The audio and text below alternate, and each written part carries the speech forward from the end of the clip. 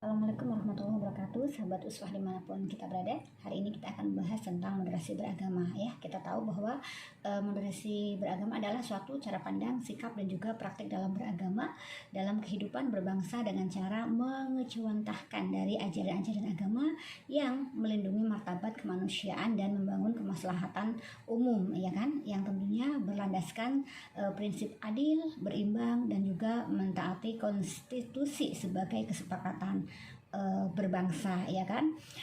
Sesungguhnya ketika kita beragama maka kita itu berindonesia, dan ketika kita berindonesia adalah kita beragama juga ya kan. Kita juga tahu bahwa Indonesia itu terkenal dengan toleransinya, terkenal dengan kebinekaannya, yang mana saya yakin itu merupakan suatu karunia dari Allah yang patut kita syukuri ya kan. Jadi moderasi beragama adalah untuk mengeratkan sesungguhnya ya hubungan antara manusia dengan manusia yang antar agama tentunya ya kan. Jadi kalau di dalam Islam dikenal dengan yang namanya hablum minallah wa hablum minannas.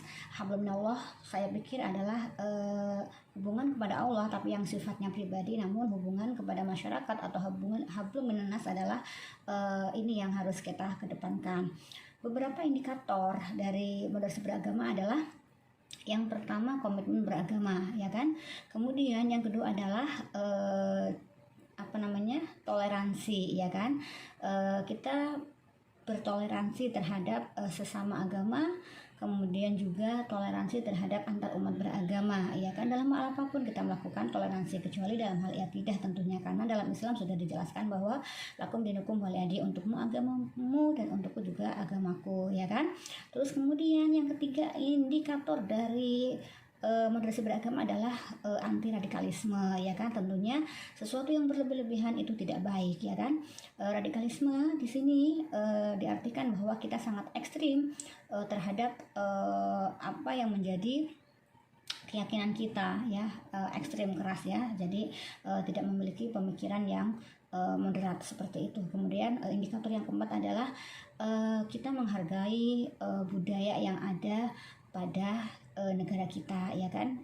Budaya kita juga perlu dihargai ya kan, karena kita juga tahu proses masuknya Islam itu dengan budaya ya kan. Indonesia semakin unik itu juga karena budaya ya kan. Jadi ini budaya adalah sesuatu yang harus kita lestarikan.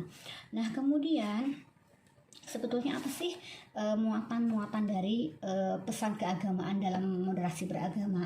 Ada beberapa poin ya, ada 7 poin kalau dalam buku putih moderasi beragama Kemenak Republik Indonesia ya kan. Yang pertama adalah sesungguhnya moderasi beragama itu memiliki pesan keagamaan menjaga keselamatan jiwa ya kan. Kemudian yang kedua itu menjunjung tinggi keadaban manusia ya kan.